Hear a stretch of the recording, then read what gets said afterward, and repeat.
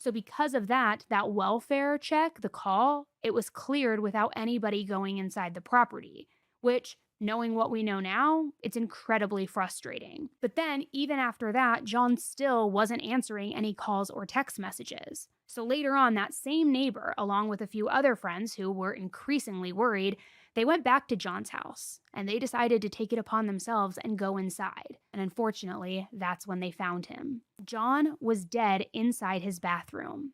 Investigators described the scene as extremely violent and very large amounts of blood. Sheriff Grady Judd later said that John had been disemboweled and, quote, eviscerated, which that's one of those moments where you just take a pause, take a beat, because we don't hear that term very often. I mean, too often than I would ever like to, but we don't hear it very often. Disemboweled. That is so barbaric and disgusting. And then once the investigators started digging in, things really unraveled quickly. Mostly because Julian, being the 19-year-old little dip that he is, didn't exactly try to hide what he had done. Detectives were easily able to track down John's stolen credit card after it was used at a Circle K, which is kind of like a liquor store, convenience store type situation, like a 7-Eleven. And they also discovered that another one of his cards had been used. This time, the card was used at a pizza restaurant where Julian was working as a dishwasher, which, pro tip for anybody who's going to commit a crime, maybe don't use stolen credit cards at your place of work if you're trying to like fly under the radar. But again, it doesn't appear that Julian was trying to fly under the radar.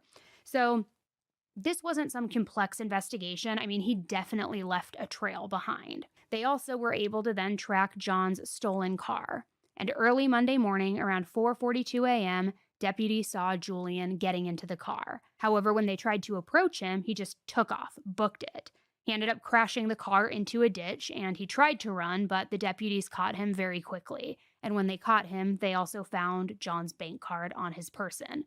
After that, it didn't take long. Julian folded and he just confessed, which, according to investigators, Julian flat out admitted to killing John.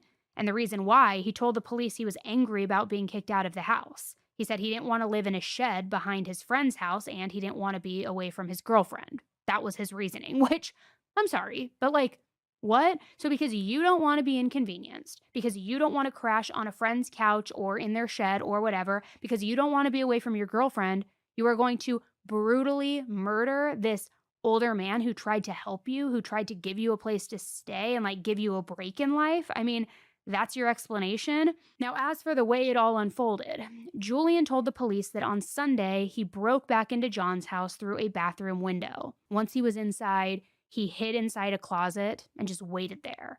And just when he thought that John had settled in for the night, was going to sleep, that it was going to be easy, he started stealing his cash and credit cards. The problem was, and what Julian wasn't expecting, was John woke up.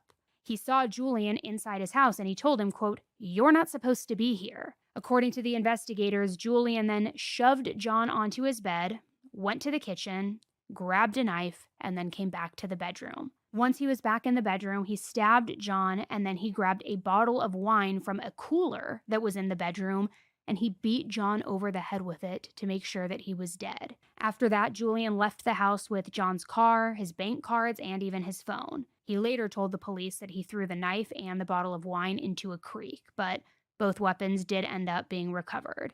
Investigators described this attack as just extremely vicious, and Sheriff Judd, who I personally love, he covers a lot of cases because unfortunately a lot of these cases happen in Florida. You probably would know him, Judd Grady. He had said that John suffered a very painful death. And what makes this case hit even harder is who John was. He had been a nurse for 30 years. Friends and neighbors described him as generous, trusting, and somebody who genuinely just wanted to help people. One friend even said that they went out to eat with John multiple times a week, just the two of them. And he knew that something was wrong when John suddenly just stopped responding. Sheriff Judd also said that John just believed that Julian was this young person who needed help, needed a little bit of a break in life.